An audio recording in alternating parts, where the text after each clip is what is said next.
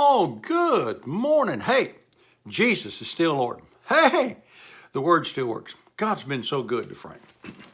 We've been talking to you the last few days about prayer to get results. The effectual, fervent prayer of a righteous man. Now, I don't get this based on my need. My God shall supply all of my need according to his riches and glory. I don't get this because I deserve it. I get it because God promised it. And the effectual, fervent prayer of a righteous man. I'm righteous. I say this a lot, when I'm preaching. And I did it for years when I pastored, but now that I'm traveling and preaching, I tell this. People are saints. You're either a saint of God or you're a sinner. I was a sinner, but Jesus paid the price, redeemed me from the sin, and now I'm the righteousness of God. Now, that word righteousness is a big word. A lot of people miss it. It just means to be in right standing with God. Now, we had 3 little boys and a little girl. Of course, they're all grown. Oldest one's 50, the youngest one's 37. I got so many grandkids, I'm just enjoying being blessed with all of them. Blessed, I'm a blessed man. But, now watch this. They don't come to me and ask me for something based on how good they are. They come to me based on the fact that they belong to me. They're my child. Just a couple of weeks ago, our new grandson-in-law, Dawson, they had a problem with the truck. And so I told him I'd be glad to help you fix it. Not because Dawson's a good guy. Now, he is. But not based on how good Dawson is, Dawson and Zoe. It's based on the fact that, hey, he married into the family. He's part of this family, so I'll be glad to help him. Get this. I don't receive, when I go to God and pray, based on my goodness. I go in based on the fact that I've been adopted into the family, and now I'm God's son. Righteousness. For the effectual, fervent prayer of a righteous man, that's in right standing with God, avails much or gets a lot done. Let's look at 1 John 5:14. This is the confidence that we have in him, that if we ask anything according to his will, we know that he hears us. Watch that, according to his will. I'm going to reword that. According to his word. You got to go to God based on the promises of his word.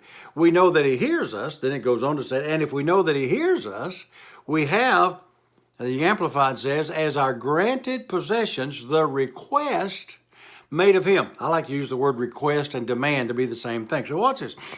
This is what the confidence that I have in God, that if I ask anything according to the promises right here. Now, I told you this before, but I'm going to do it again. My mom and dad, they passed away about 10 years ago. I don't get the will when I die. I get the will when they died. My sister and I got what little bit was left. We sold the house and got what little bit was left when they went on. Well, Jesus has gone on. Jesus died. A lot of people are waiting until they die to get their inheritance. When you get to heaven, you're going to get some kind of an inheritance. God's going to build you a mansion up there. Oh, yeah, all that's true. You're going to get to sit in the presence of God. Oh, yeah, all that's true. But now watch this. I get to sit in the presence of God now. I get to enjoy the benefits of the covenant and the kingdom of God now. Now, I've used this a lot. I travel a lot of other foreign countries and preach. And when I'm in Venezuela even, been there, done that. Cuba even, been there, done that. Honduras, Mexico, or all these other places. I carry enough money with me to be able to do what I need to do while I'm there because I don't live on their system of finances. I don't live like they do. I'm an American citizen, and I'm carrying enough American money with me to exchange for bolivars or whatever their money is, pesos or I'm trying to remember what Honduras are. They've got a strange name for theirs. But one of the first things I do at the airport is go in and exchange my money for some of their money so that I can buy what I need in their cash because they don't understand, everything that we do here. But watch, I'm not limited to what they have. I'm only limited to what I took with me because I live in this country. Watch. I'm not limited to what I can do here on the earth because, you see, I live in another kingdom.